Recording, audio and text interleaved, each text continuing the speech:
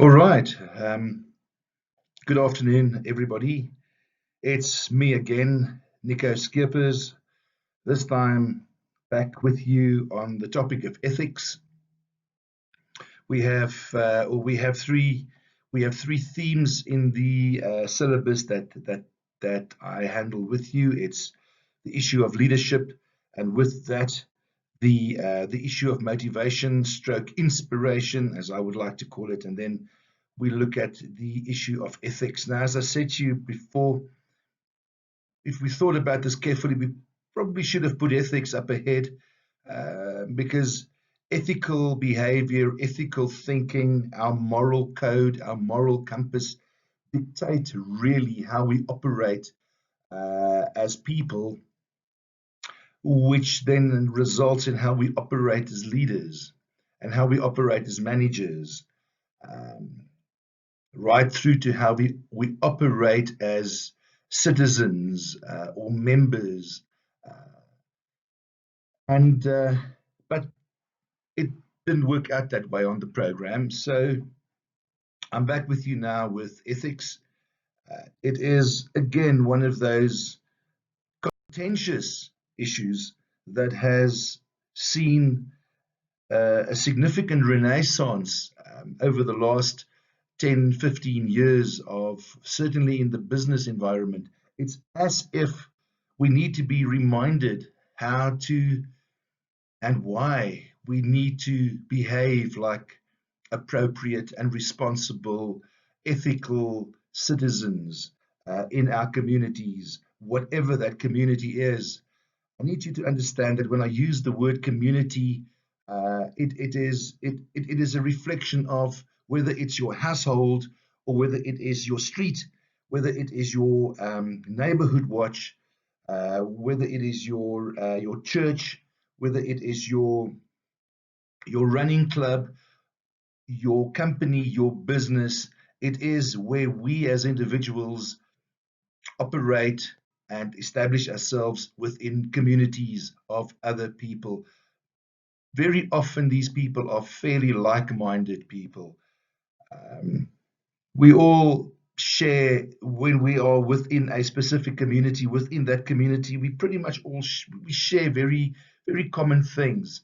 If you are in the stamp collecting community, then your particular club would clearly have an affinity for stamps and the love of stamps and stamp collecting.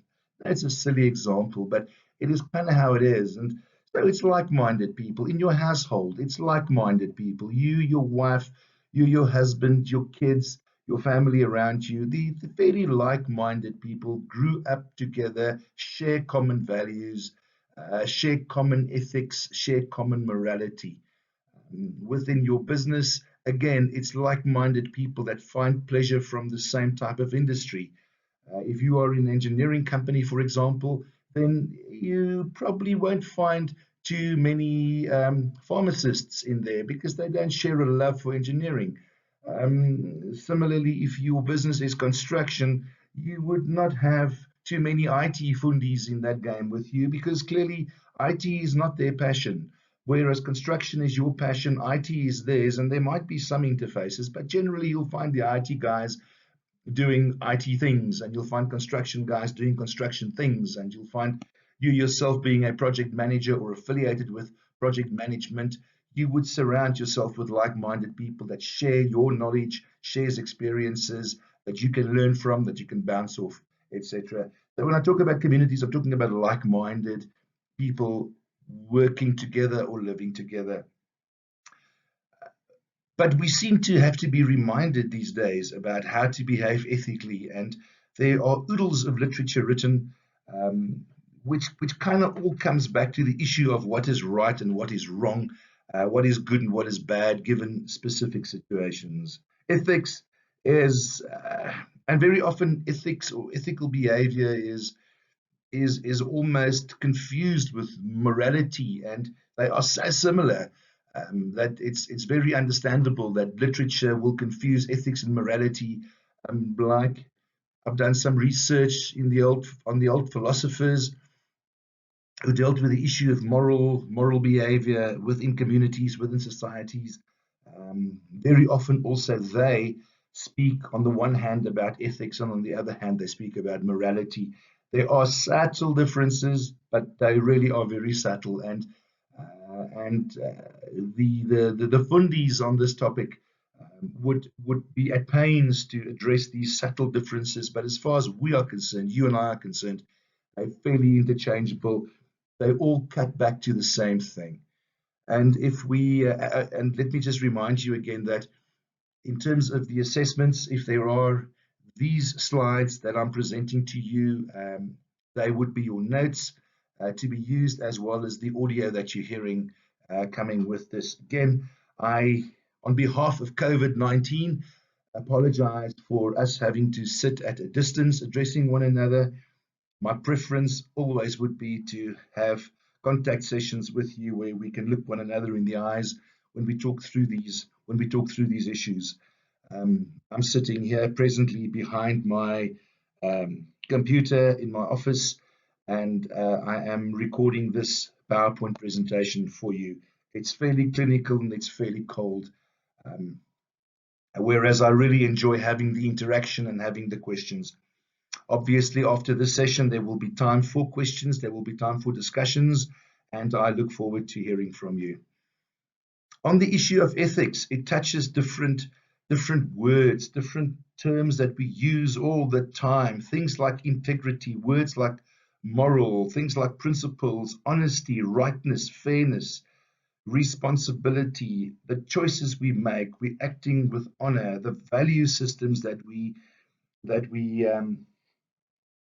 embody, responsibility that we take for our actions. All of that is one way or the other hits back at ethics, ethical behavior. Today we're going to talk about the background, some thinking about it, maybe a little bit of philosophy about it. I'm going to throw one or two ethical dilemmas at you for your consideration, just so you can get an understanding about how you think, how we think, how you think about the issue of ethical decision making. We will deal with a little bit of theory too. I don't want you to get bogged down in the theory. For me, it's more important that we deal with the application thereof, which happens later on in the presentation. I have some examples for you of ethical stroke unethical behavior in advertising. Advertising for me is always a very clear indication of a company's moral or ethical compass, because it is a message that the company put out there. And yes, whilst some of them might be catchy and funny and incredibly relevant, I'm thinking of some of the Nando's ads that's been around, and I have one or two examples that, if taken out of context, could be understood in the wrong way and may or may not bring a company into ill repute. It's part of a company's image, it's part of a company's behavior. It is regarded, it is seen by the community, and the community makes judgments. And very often, as you will see from ethic and moral compass perspectives, those judgments are incredibly personal, because everybody's code of what is right and what is wrong generally differ to some degree. Yes, we may agree on the big stuff. Yes, we may say it's wrong to kill somebody. Yes, we may say it's wrong to steal, but there are subtleties. Not that I'm saying it's right to murder or it's right to steal, but I'm saying that if we look at ethics and we look at the theoretical concepts surrounding it, there are subtleties involved, right? It's a very personal thing. What is wrong for you might not be wrong for me. And what is completely and utterly, undoubtedly right and correct for me, for you might be a gray area, might be doubtful. Okay, so let us carry on then. I want to talk to you about the ethics in terms of two little stories, just so you can think about how you would regard ethics and morality, moral or values within your own makeup. This is within yourself. You don't really have to think about your company, although one of the examples do hit back at a typical organizational scenario. This is how you think. And I'd like for you to consider, when you listen to what I'm saying, how would you think about this? How would you make the decisions around this? Because once you can understand that it's a personal thing, then you will be able to enjoy the next session of this lecture. All right, so the first one is the careless mistake. The careless mistake. Imagine this is a organization, it's a business. Um, it is your business. All right, it is your business. You are the CEO of the business. And the story goes around people that work for you in senior positions. All right, so you are the CEO of this business, and other role players is the financial director and the sales director, and then peripherally your warehouse manager. All right, so we have the sales director, the financial director, and then your warehouse manager is also involved. You are the CEO of the business. What is going on without your knowledge is the following. It is that time of the year where the finance director is just about completed the financial statements. It's all done. It's now there for your review. You've not seen it yet, but it's there for your final review, the financial statements of the previous year. Right. So what happens is the financial director receives a telephone call from the warehouse manager advising him that one of your key clients has just returned 4.5 million rands worth of sales, worth of stock.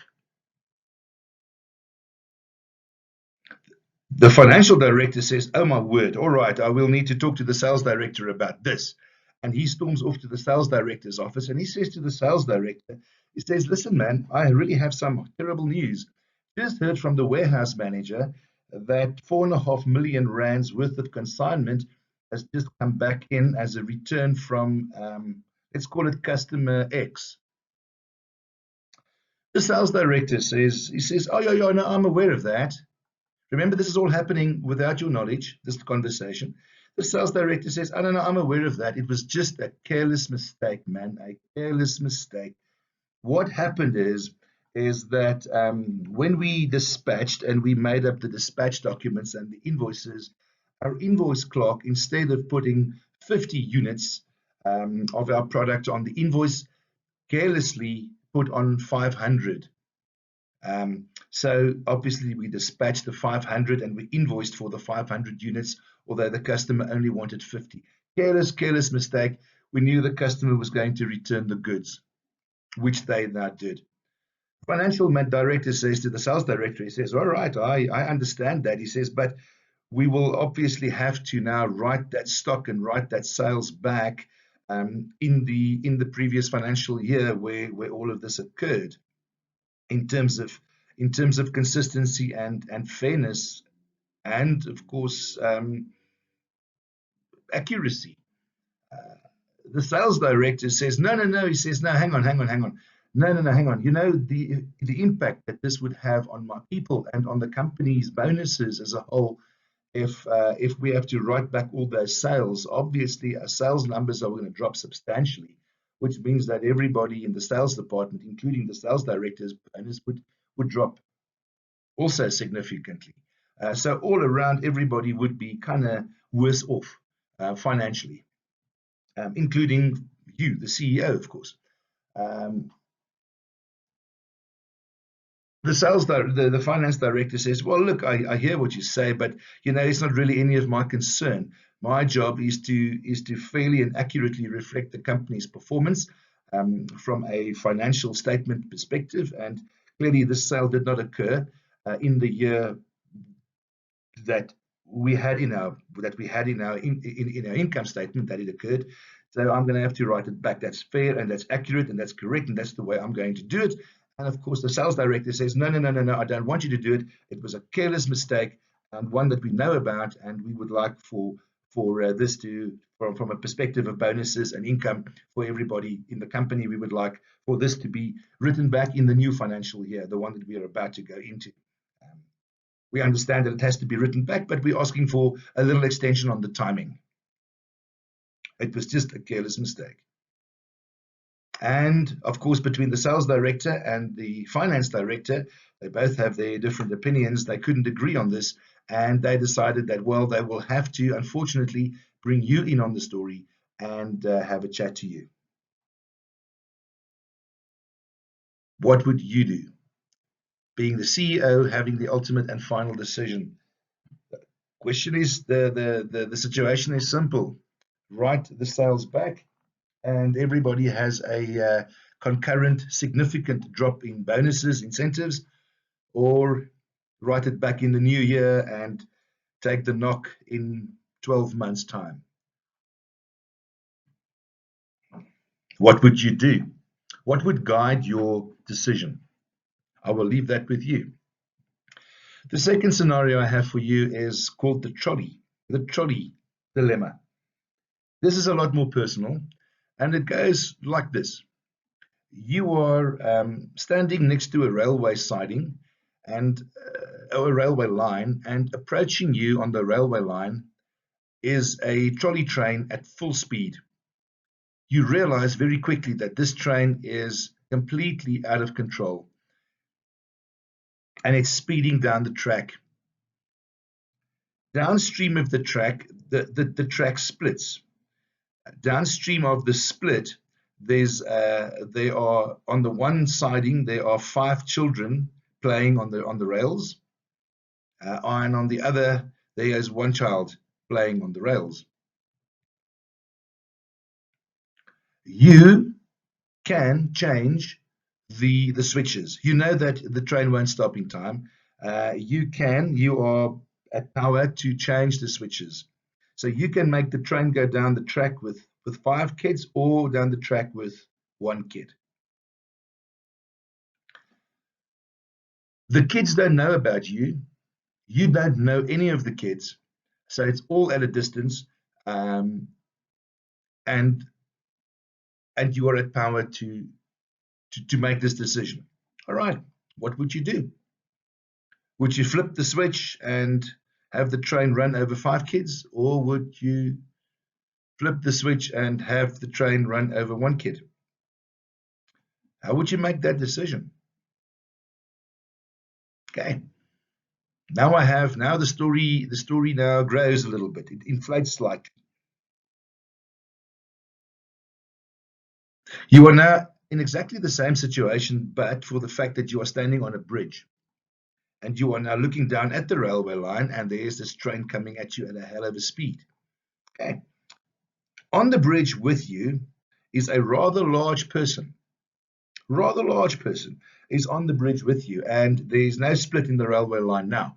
Behind you on the railway line are 5 kids playing.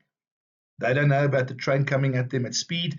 You know about the train, and there's the big guy next to you. You also know that if you were to push the big guy off the bridge and onto the rails, then he would be able to stop the train. The train would probably derail. And let's say, for the sake of argument, this is an empty train that's out of control, right? So there's nobody inside the train, right? So the train will derail and it would save the 5 kids, but you would push and sacrifice, therefore, the big guy that's next to you on the bridge. You don't know the guy. He's no acquaintance of yours. What would you do now? Would you push him off the bridge and stop the train and save the life of the 5 kids, or would you not push him off the bridge and let the 5 kids down the rail on the tracks die?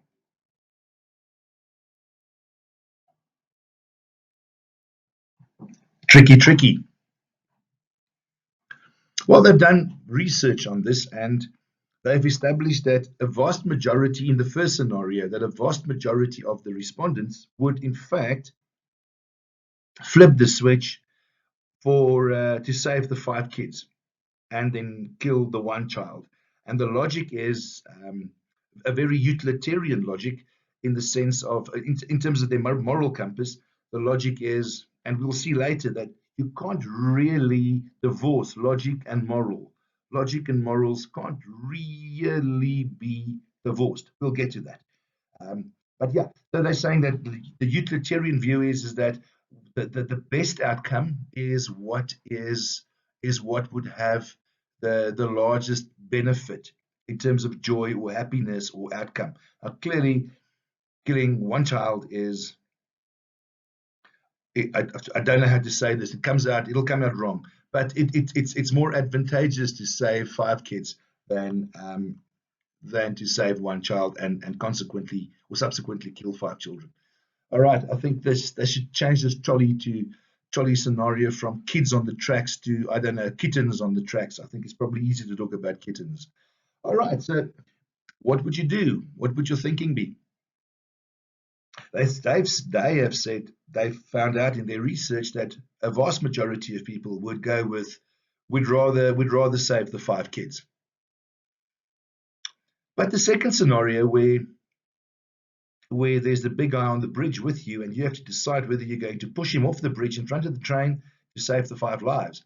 The vast majority of people could not push the guy off the bridge to save the 5 kids' lives. They would rather have the 5 kids who they don't know, who they have no contact with, and obviously who doesn't know about the train and don't know about your decision making, would rather have them killed than to actively, physically push somebody in front of a train. They did brain scans on people while they asked them the very same questions. And they realized doing the brain scans that when people are in situations where they need to make these decisions, they make it in 2 ways, or a mix of 2 ways. There's a rational behavior pattern, which is largely controlled by the frontal cortex in the brain, and then there's an emotional content, which is largely, in fact, fully managed and regulated by the amygdala, which sits in the center bottom of the brain. The one is the center of emotions, the other one is the center of, let's call it, more rational thinking. So they've, in the situation where you have to physically decide whether you're going to push somebody in front of the train, that became a very emotional decision that you had to make. Will I be able to physically kill somebody to save 5 kids? And they've noticed that within the amygdala, the emotional center of the brain, activity just exploded. On the other hand, when it is a decision at a distance, where you can flip the switch without the kids knowing, and you didn't really, you were not emotionally involved in the sense of throwing somebody in front of a train, it becomes a very more rational decision, and the frontal cortex areas of the brain were showing huge activity. Strangely enough, they did the same test with psychopaths. And with psychopaths, almost all of them said, no, we'll sacrifice the 1 kid, no, we'll sacrifice the fat person or the big person, simply because they have very little emotional activity in their brains. It's all rational thinking. So it's what is the least damage in terms of rational thinking. All right, so what would you have done if you were in that situation? How would you have responded? And why? And now let me throw a little conundrum in for you. Let's go back to that first scenario where the tracks split. When you look down the tracks, and you'll see that the one child actually playing on the track is in fact your child. How would you make that decision now? I'll leave that with you. There is clearly no right or no wrong. Of course not. It's just the way it is.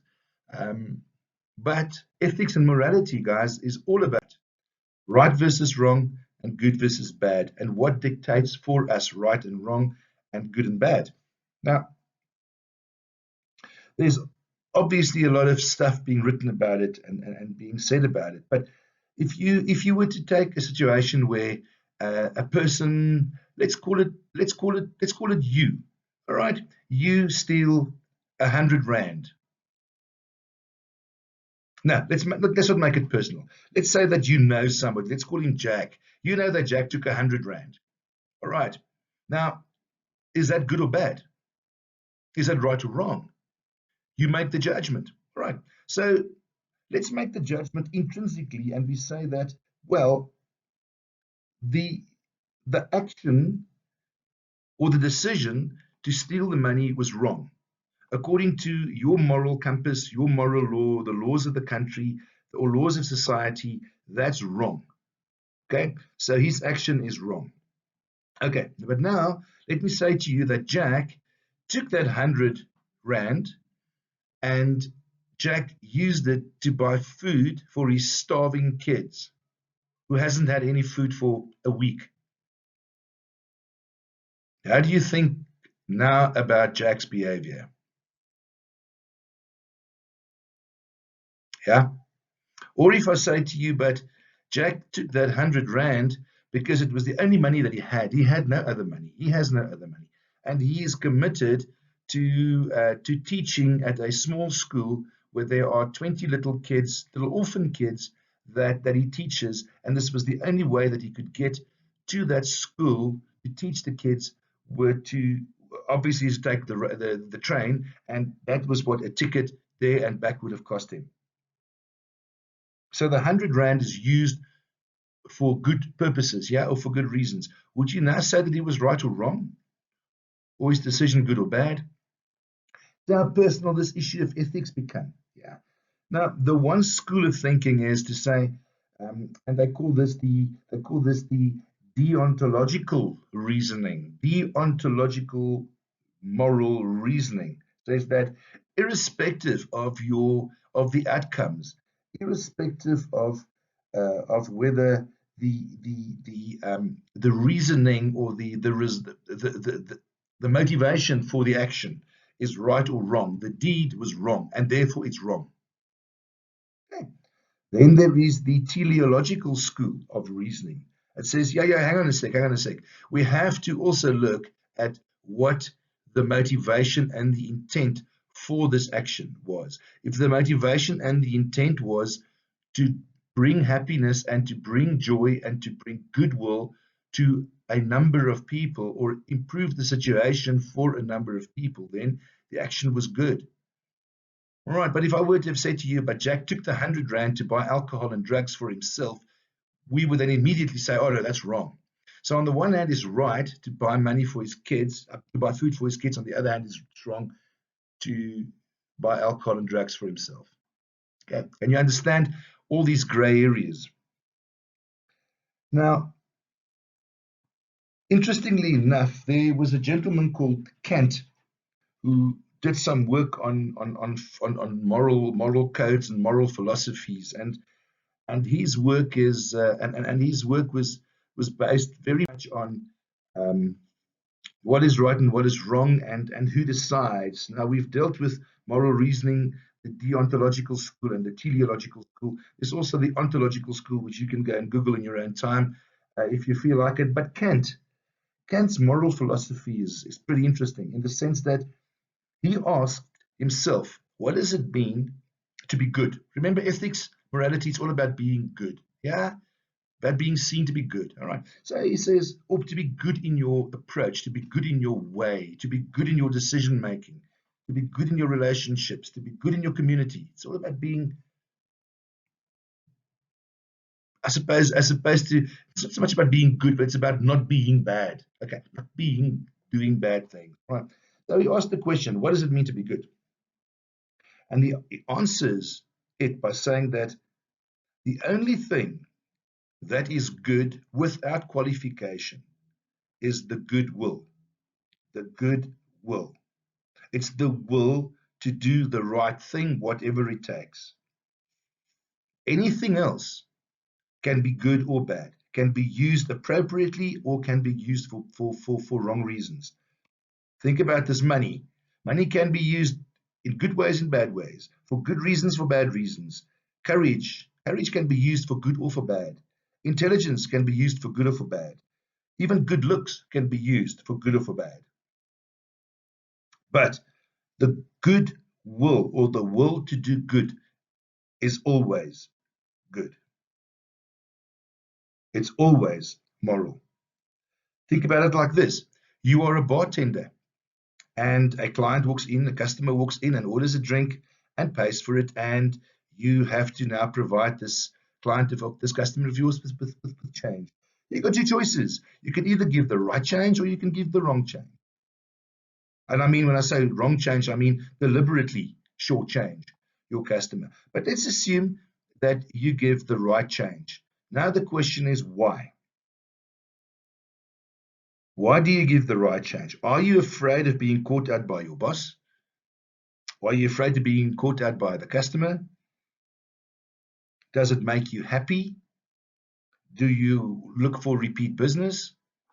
All of that are, are consequences. They're consequences. They are rewards or they're punishments. The will to do good, the goodwill sits with you. Anything else that motivates you to do good are consequences. You are going to be rewarded or you're going to be punished. So the ultimate good is goodwill, the desire to do good things. So what Kant says is the consequences of your action is not what matters. It's that you do what you do for the right reasons. And the right reasons is to do good. The only genuinely good actions that you will do are the ones that you do out of respect for the moral rules, whatever those rules are. Okay? And even when you are doing something that somebody else tells you to do, whatever it's God or your boss or parents or peers or whatever, it can't be good because all you do is you're following orders. You are not acting from goodwill. You are acting in anticipation of reward or punishment. And if you think and look at companies' ethical codes these days, what does it really say? It says that we will be acting in a ethical manner, and then the very small, sort of writing says because we might get rewarded or we will get punished. So yeah, we will do well and we will do good simply because we want to be either rewarded or punished. So morality is a system of rules that you place on yourself. It is a personal thing. The rules are logical. You put them on yourself, and you'll find that your moral code, of course, we know these things. Your moral code is personal. Your value system is incredibly personal. Why? Because it's you. It is your rules. It's nobody else's. It comes from within you. That's why morality, by its definition, is logical. It's rational. Morality, because of its logic, becomes inescapable. It's like gravity. You can't escape it. You can't escape your own morality. You can't escape the logic. Is that I hope that is clear. Um, moving on, looking at ethics and morality now again. Um, where are the similarities? Where are the differences? Ethics comes from the Greek word ethos, which means character. It's who you are. Morality comes from the Latin word mores, which is more custom. So on the one hand, ethics kind of plays to your personal state of mind, whereas morality kind of plays to, let's call it, society's state of mind. Now, again, I'm at pains to tell you that society could be any society. It could be your work society, your household society, it could be your church society, your running club society. It is whatever society you are with. Can you guys see now why it is so important in terms of recruitment that one understands your company's society? You got to understand the morality of your company. And that is largely a function of the moral code and values of the founder or the CEO or the boss or the executive that in their own way as leaders put out these vibes, put out these waves to say, this is what we are. And because this is what we are, this is what we stand for. So that when you're in a company situation, that you can recruit according to the company's moral code. So that you don't recruit somebody who comes with a different ethical code, because there will be a mismatch. There will be issues, there will be problems. It happens all the time. We employ and we recruit on the basis of experience and qualifications. We hardly ever recruit on the basis of the soft skills, like what are your ethical values? How would you, in certain situations, deal with it? How would you answer? And would that answer echo the answer of, for example, the CEO of the business or the founder of the business, or just your direct supervisor? Because if that happens already, a lot of friction is taken out of the system. A lot of personal friction gets taken out of the system. So, yeah, morality might be a more abstract term, whereas ethics is maybe a less abstract term. But all in all, they both cut to the same thing: what is wrong and what is right. Um, and if you think this is not happening in real life, you'll be surprised. It is happening all over the place, all the time. Every day we make judgment calls. We make judgment calls on ourselves. We make judgment calls on our colleagues, on our family, on our bosses, on our executive, on our customers, our clients, on politicians. All the time we make judgment calls. So ethics really are values, they're standards of conduct for assessing whether a decision or action is good, right, and fair. And we now know that this is a very personal thing. Yes, a company can go and put it out there on a mission statement, or a statement of ethics or ethical intent, etc., etc., etc. End of the day, all that comes down to is you will do as we want you to do in terms of your ethical behavior. Otherwise, you will be punished. If we catch you doing the right things, you will be rewarded. My question to you is this: how much comes out of goodwill? The actual intrinsic moral beauty of doing the right thing. Because we've already established if you do it for reward or punishment, you're doing it for the wrong reasons. Okay, all right. So, where are we? Oh, and incidentally, I was watching a little. I was reading an article the other day about these ethical decisions that humans have to make, and the issue was, but what about artificial intelligence? Do we have to start thinking about ethical decisions when we start looking at programming robots or programming computers or and the thinking is, well, yeah, because we are already seeing self-drive motor cars. So one way or the other, we're going to have to program into this motor vehicle, this brain, uh, the fact that it would have to at some stage make a decision versus are we going to make an accident here where we're going to kill one person with a maybe a 80% probability of death, or are we going to go down this road here where we are going to hit a motor car with a family of four in it, and there's a 10% chance of any fatalities. It's probably going to get to that where artificial intelligence will have to start thinking about the ethical dilemmas around making decisions affecting people. What would be the best decision to make given a situation that would have the best possible outcome? So these things are real. So now that a company tells you what you cannot do, of course, now you also know what you can do, because everything it says to you can't do, by implication, the opposite of that you can do. Now, is that right? I'm leaving you with that question. Is that right? Let's look at ethics in the workplace as a set of values. All right, let's look at what's right. Ethically in the workplace, here we are on a construction site, in a project, we are wherever we are.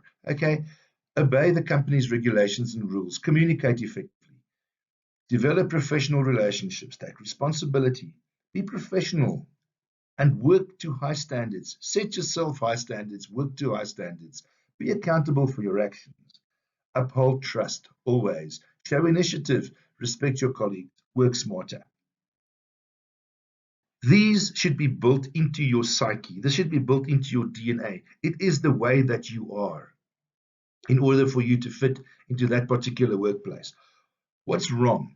Obviously, lies, taking credit for others' hard work, verbal harassment, abuse, violence, non-office related work being done in the office, extended breaks. All right, so you're sitting there doing your child's biology assignment when you should be working. All right, taking extended breaks, stretching that coffee break, stretching that lunch break, stretching that cigarette break.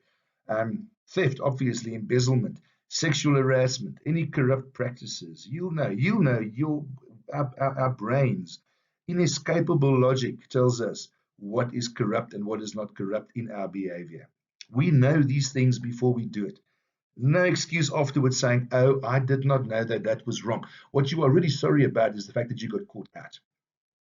Now, these rules apply anywhere, not just in the workplace, because some of them are workplace related, but they do apply anywhere. Let's carry on. Look at what is wrong for employers and management and bosses, because clearly that employer, employee, boss, worker, executive, working class, those relationships are alive and well too, and they are also up for non-ethical behavior. For example, sex for jobs or for promotion.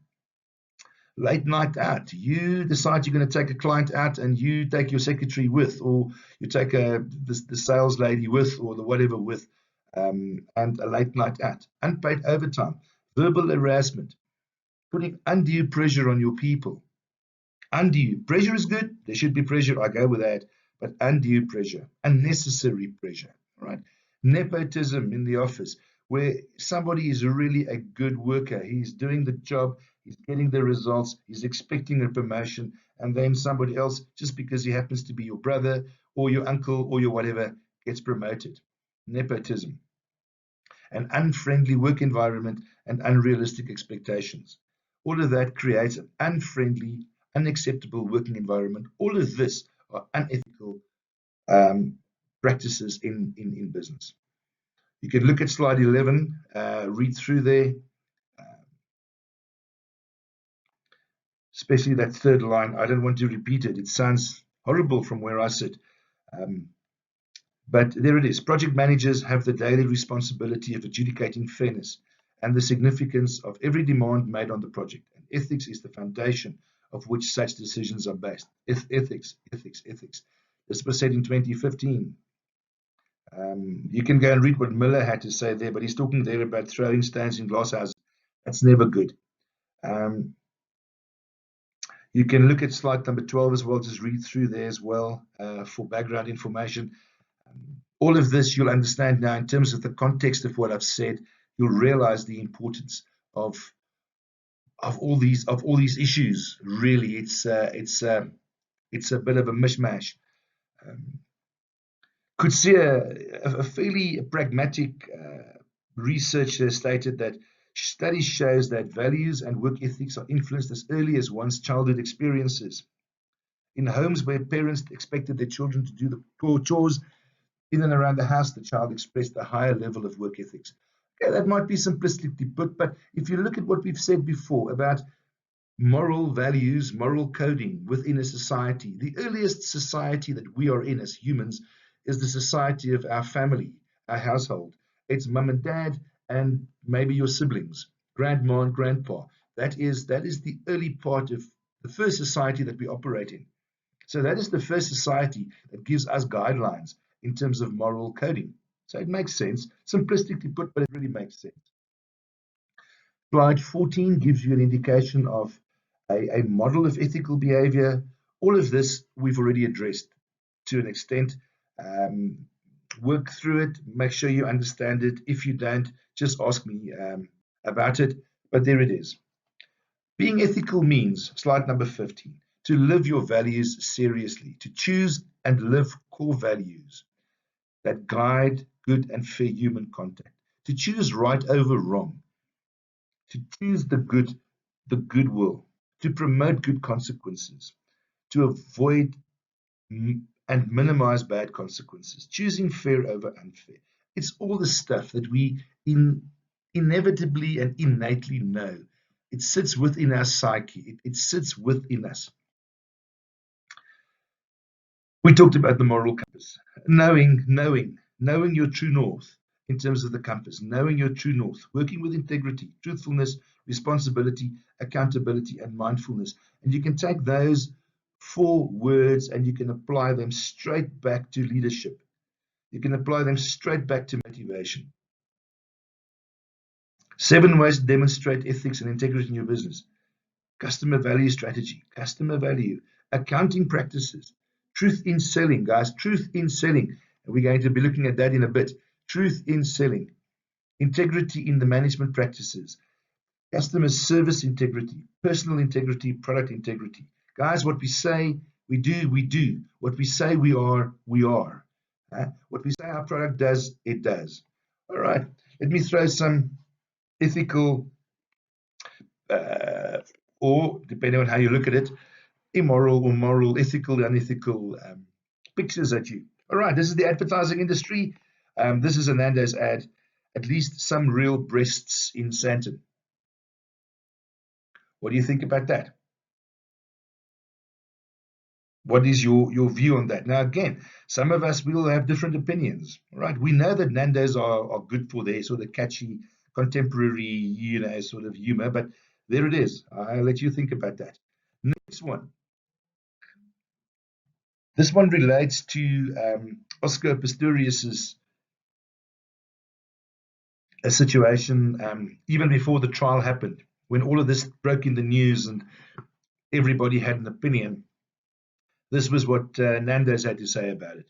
We don't shoot our chicks, we flame grill them. Good or bad? This is a take on Jacob Zuma's inability to count properly.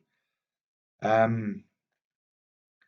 305,055 pages. All right.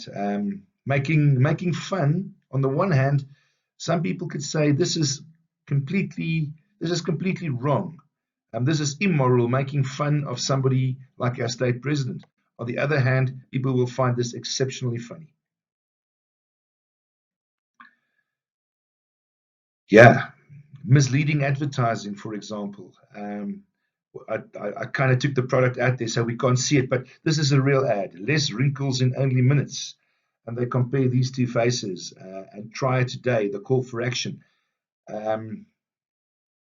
What is your view on that? How's this? This is a Reebok ad. Cheat on your girlfriends and not on your workouts. Again, what is your view on that? When I showed some of my classes that I teach at the University of Pretoria, this particular slide, funnily enough, I had all the guys go, wow, it's like, oh, it's actually quite funny, type of thing. All the girls go, no. Okay, so different opinions. Anyway, there it is. Is that ethical? Is that moral? Does it sit with the human code? I don't know.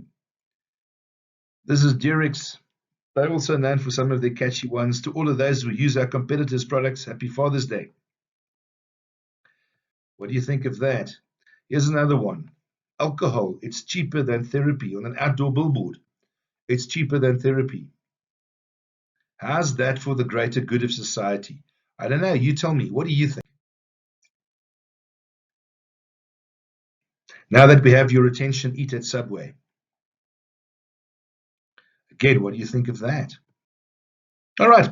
So, from a company's perspective, now that we've looked at those, from a company's perspective, it boils down to values. A values in a company sits and underpins the company's ethical behavior. It sits and underpins the company's moral code. It's about citizenship. It's about honesty. It's about responsibility. It's about fairness. It's about respect. It's about transparency or openness in all our dealings with all our stakeholders, whether those stakeholders are banks, or shareholders, or suppliers, or customers, or clients, peers, co-workers, associates. It is what is required for business. Quick ethics test. Is it legal? In a business, this is it legal? What does our code of ethics say? How would it look in tomorrow's newspaper? If your mother had to call you and say, my boy, I just read about you in the newspaper, what have you done? How would that look? How does it make you feel? Is what I'm doing now something I can tell my family in clear conscience? Does it comply with the golden rule?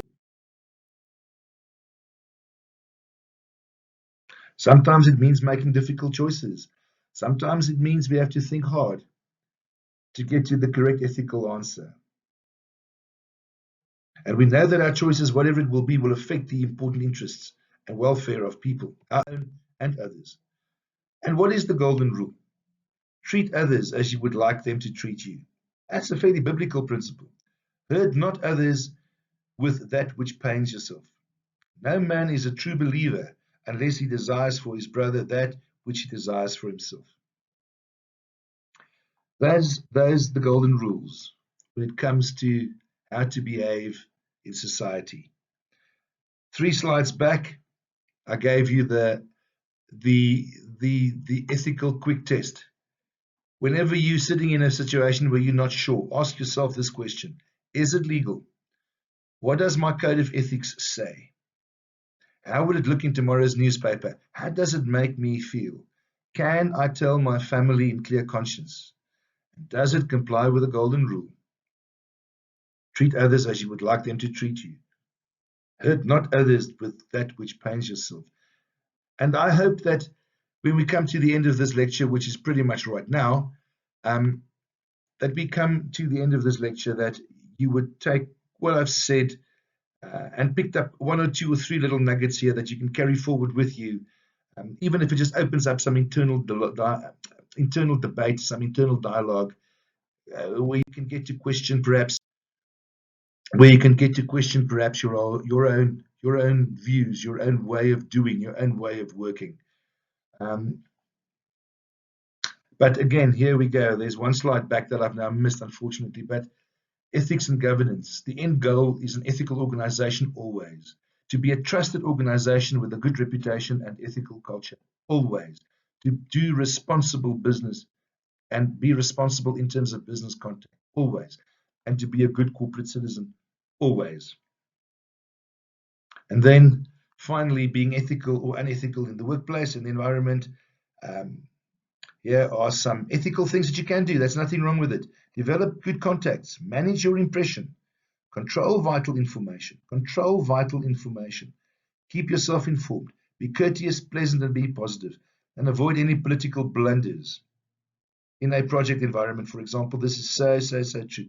Unethical behavior. Steer away from backstabbing or backbiting. Nothing breaks trust like that. And if you are a leader in a situation, it is the first thing that breaks trust and breaks that leadership, that respect that you have, that pinnacle that you're on because you are regarded and respected as a leader that can inspire and motivate. Man, if you start backstabbing or backbiting, that is the end of that. You've pulled a black curtain over yourself. Yeah. And setting up a person for failure. But then, of course, who would ever do that? And with that, I thank you for your time. And I look forward at some stage to meet you guys in person. And I look forward to our discussion that we're going to be having now in the next session. Thank you for your time and your attention.